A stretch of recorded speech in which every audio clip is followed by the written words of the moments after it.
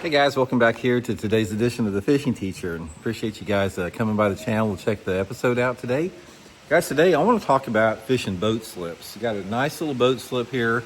These are excellent places to catch fish. They're pretty difficult to fish at times. It requires a few tricks of the trade I'm going to share with you guys today. But the thing about these boat slips, especially the ones that like are in these marinas right here, these are great areas for bass, because what happens, guys, is like, in these slips right here with all the shade, and you got the floats and you got the algae growing on the floats, this is just a great situation for like a lot of bait fish, a lot of perch living here, and bass as well, because they can hide, guys. You take a look at this right here, just like the interior type walkways right here. Sometimes these bass can live in here and they'll never see a lure their entire life. But you can catch them when you get into these slips here. So we're going to get into that in today's video, give you guys some tips and advice on how to fish it. Also, guys, thank you everybody out there that's taking time to hit that subscribe button here to the Fishing Teacher, man. Free and easy to do so. If you want to support the channel free, that's a great way to do it. We also have channel memberships available for the Fishing Teacher. Thank you guys for just subscribing, hitting the like button, hitting the hype button, and special thanks, guys, for everybody who's been using and bookmarking all the links I put in every video description. Really appreciate that. Okay, guys, I'm going to turn the camera around here. I'm going to explain this whole, boat slip thing here. Then we're going to come back and I'm going to go into some more detail about it. So let's turn the camera around. Okay, guys, let's sort of identify the high percentage areas on these boat slips here. Now, a lot of the boat slip, one of the things you have to remember about it is a lot of it has to do with the position of the boat slip in relationship to the dock here. Some of the boat slips are going to be in deep water, like out on the ends here. This is going to be your deepest water. Some of them, if they're right against the walkway, they're going to be a lot shallower, and everything in between. And also into consideration with that, you got to analyze the water visibility, because that's going to really dictate a lot of techniques. Now, in general, what happens is the farther you get out on these docks here, the more that the bass are going to suspend around these things. They're not going to be on the bottom, especially if the water's like over 10 or 15 feet deep. So when the water's over 10 or 15 feet deep on these boat slips, you're going to have to fish more for suspended fish. This again has a lot to do with the water visibility, and we're going to cover that here in a second. But some of the high percentage areas, guys, are the hardest areas to get to. Like, like that float right there.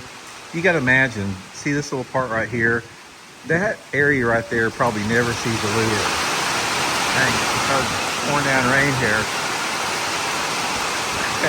I'm gonna have to take a little break. I'll come back after this rain dies down. Guys, as we were saying before the rain really came in, probably try to get this video done. It looks like we got more coming in. Anywhere on these boat slips that are hard to reach need to be your focal point, because everybody's gonna hit the outside areas and the clean areas. You have to get to these areas that are very hard to get to for the most part. So again, your lure selection is going to dictate the water clarity. If the water's dirty, like I said, they're going to be suspended around these things. Even if it's a little bit clear, they're just going to suspend deeper. One of my favorite ways to fish these deeper parts is like with a swim bait. If the water visibility is over about 2.5 foot, and a chatterbait or a spinnerbait, if it's dirty like it is right here, we've got about maybe 8 inches of visibility, so it'd be good for a spinnerbait if you could get it up underneath there. But this is going to be one of those things where, the fish will be suspended in there. Okay, guys, there's 2 areas on these boat docks where the slips are most productive. The most productive slips for me are either the very outside ones here, like on the end of the dock, or the ones that are up there close to the walkway that are shallower. I don't catch too many any fish in between. It's almost like they like to use this very outside slip because it's right on the edge of the outside of the dock. They can go right out to deeper water there. Sorry about the rain here, guys. It's raining like it's crazy. But the inside part of the slip there is probably my favorite place, because you have a lot more diversity as far as options for the fish. If you're in less than 10 or 15 foot of water, you can fish both under the floats or on the bottom too. And also you've got the walkway intersection, all that stuff with it. But normally, like the first 2 slips that I go to is going to be less than 10 feet. And my favorite 2 baits for fishing is either a shaky head or a jig. If the water visibility is under about 2 foot of visibility, I like a jig. I'll cast it to the bottom. I'll swim it under the float sometimes. If it's a little bit cleaner than that, I love to throw a shaky head in there. Shaky head is highly productive with that. Also, both of these things here, I'll give you guys a little tip for summertime fishing in these slips. A jerk bait is an excellent lure. If you can get some of these slips that don't have the lifts in them here, where they're clean without a boat in it, you know, taking a jerk bait and pitching it up alongside the edge of those docks is a really good way to catch them. But docks are pretty complicated to fish. It's like they're hard to fish. Every one of them's different as far as how it's set up. Some have the lift, some don't. Some's got cables. Some have bars underneath there. Like a lot of them will have like a metal bar on the outside part of it. So the construction of every single dock is a little bit different. So it requires a little bit different approach. But I'll be honest with you guys, they are a pain in the butt to fish. Docks are a pain in the butt, but bass live around them. And they spend their lives around these things. They have everything they need.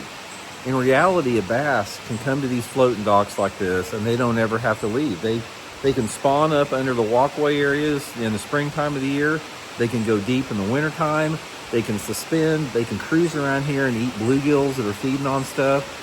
They can go up against the bank and get them a crawdad, and they don't get messed with. I mean, think about it, guys. If you're a bass and you live right down there, you're never going to see a bait, ever. I mean, you got like a sanctuary. Once in a while, those fish that are living in these tight places will swim out to a catchable area, and you can catch them. So just got to use your creativity and imagination. Another bait that works good, guys, on a boat dock here on the outside, these deeper slips, is like a topwater, like a Zara spook, or even like a big swim bait. I catch them on that as well. So anyway, guys, just a few random tips, a few insights there. Hope it helps you guys out. Talk later.